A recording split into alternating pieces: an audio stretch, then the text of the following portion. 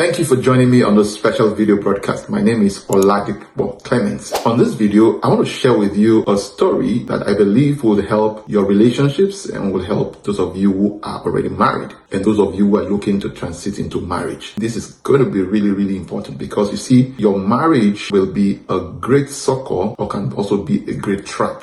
Depends on what you take away from this particular video. A little over 15 years ago, I got wedded and it was one of the most exciting days of my life. So many people had like 3/4 of a room, standard room filled up with gifts. And I'm not talking of just any kind of gift, very valuable gifts. Unknown to me, and like most other young couples who also go through some teething challenges, we went through ours, and I shared with quite a few young men and women who are in courtship and transiting to marriage what I'm about to put out here on a video. And it is the fact that my first 5 years, the first 3 years was most turbulent. Maybe within the following 2 years to the 5 years was getting a little calmer. But within this period, we sought advice. I sought advice, and then there were moments when I went with my wife, to seek counsel, and to people I respected, and of course to people she respected. And we got quite a few interventions here and there, but all to no avail. And then a particular day came when we attended a particular couple seminar. And I recommend that any marriage that is going through turbulence, going through challenge, seek counsel, seek help,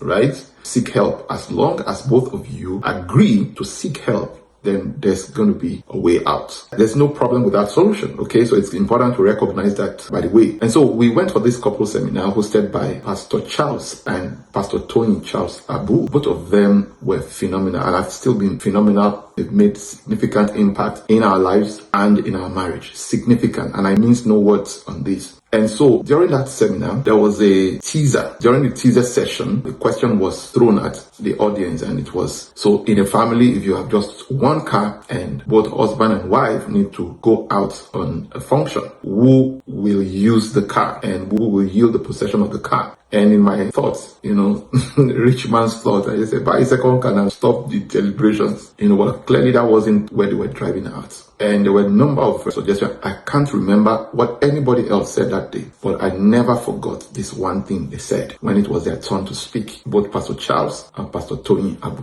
And what did they say? They both said, husband said, I would allow my wife to use the car. I would go with her, and then she would drop me off. When she's returning, she would take me up again. And then the wife said the same thing. I would allow my husband to be in possession of the car, and then he will drop me off. When he's returning, he will pick me up again. And they went on to say, and this is very important, they went on to say that before they got married, one of the decisions they made in their marriage was that the only competition allowed in their marriage would be the competition to outlove one another. The competition to outlove the wife, and then the wife, the only competition she would entertain is the competition to outlove her husband. In other words, the husband and wife agreed before they got married that he would love his wife to stupor, and then the wife also agreed that she would love the husband to stupor. And I found that to be very instructive, and that became my anchor ever since. And it hasn't been that we have not gone through some disagreements, or we haven't had varying or opposing opinion or ideas. It's just that I love my wife no matter what. It's a commitment, a lifelong commitment to love her no matter what. And she does the best she can. And that's what brings me to this. 2 simple recommendations for anyone looking to get married and anyone who is already married and who may be going through one challenge or the other. You see, your children are watching,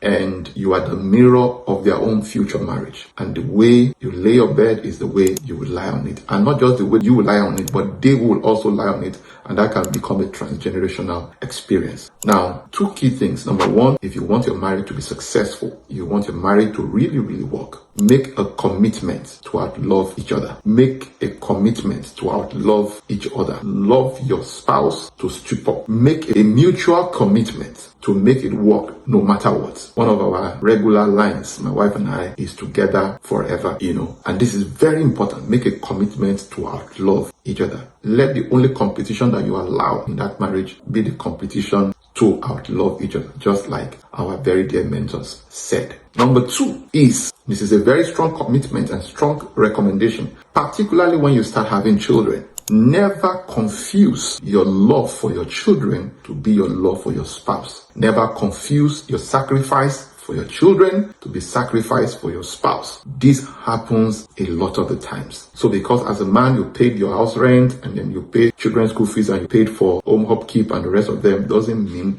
you cared so well for your wife. And if as a wife, you took some certain responsibilities for the children, that doesn't automatically mean that is genuine love to your spouse. We need to take note of that. And if you do these two things, make sure that your love to your children is not in any way equated with your love for your spouse. I can guarantee you, the children have come, they came, you guys were before they came, and then after they leave, you guys should remain. And so it is the commitment to love each other, both of you, right? The commitment to love one another that will preserve the marriage and preserve the generational legacy for your family. I hope this has been of great help. So do well to subscribe to this channel. Share this link with any marriage, any couple, any individual who is in a relationship and looking to get married. Share this video with them. I'm sure it's going to be of tremendous value. I decided to be this vulnerable because I know a lot of times people don't realize that there are no perfect marriages anywhere. I mean, any marriage you see out there, they are laboring so hard to make it work. And